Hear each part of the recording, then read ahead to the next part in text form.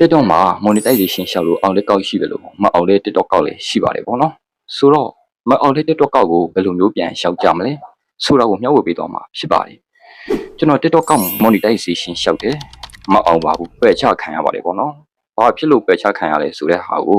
ကျွန်တော်မျှဝေပေးတော့မှာဖြစ်ပါတယ်ဂျပန်လူချင်း TikTok ကောက်လည်းဖြစ်ပါတယ်အသက် session ပြည့်ပြီသားလည်းဖြစ်ပါတယ် follower tag လည်းပြည့်ထားပြီးသားဖြစ်တယ် view တဲ့သိန်းလည်းရထားပြီးသားဖြစ်တယ်သူတို့တတ်မှတ်ထားတဲ့ criteria တွေအားလုံးပြည့်စုံပါရဲ့နဲ့ဘာလို့ပယ်ချခံရလဲပေါ့နော်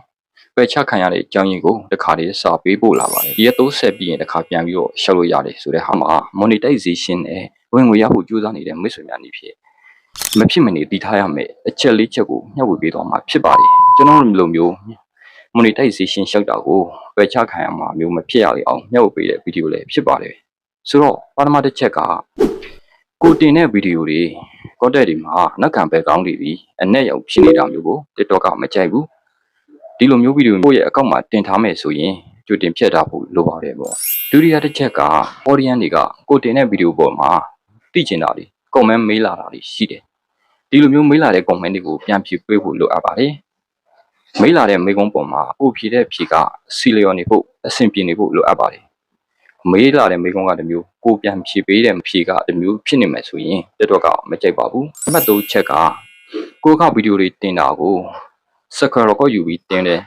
copy လိုက် edit ပြန်လုပ်ပြီးတင်တယ်ပြီးချတင်တာမျိုးကို TikTok ကမကြိုက်ပါဘူး screen record ဆိုတာနဲ့ TikTok ကတမ်းပြီးသိတယ်ပေါ့နော်အမှတ်4ချက်ကကိုယ့်ရဲ့ဗီဒီယိုကိုယ့်ရဲ့အတန်နဲ့ကိုယ်ပိုင် content ဖြစ်နေဖို့ကိုယ်ပိုင်ဗီဒီယိုဖြစ်နေဖို့လိုအပ်ပါတယ်ပေါ့နော်ဒီလိုမျိုးမဟုတ်ဘူးကိုယ့်ရဲ့မျက်နှာကိုယ့်ရဲ့အတန်မပါဘူးဆိုရင် quality မကောင်းတဲ့ဗီဒီယိုလို့ TikTok ကတတ်မှတ်ပါတယ်ပေါ့နော်ဆိုတော့ကျွန်တော်ပြောသွားတဲ့ချက်လေးချက်ဒီကျွန်တော် monetization ရှောက်ခဲ့လို့ရခဲ့တဲ့အတွေ့အကြုံတွေကိုမျှဝေပေးခြင်းဖြစ်ပါတယ် monetization နဲ့ဝင်ငွေရဖို့ကြိုးစားနေတဲ့မိတ်ဆွေများကျွန်တော်လိုမျိုးမဖြစ်ရလေအောင်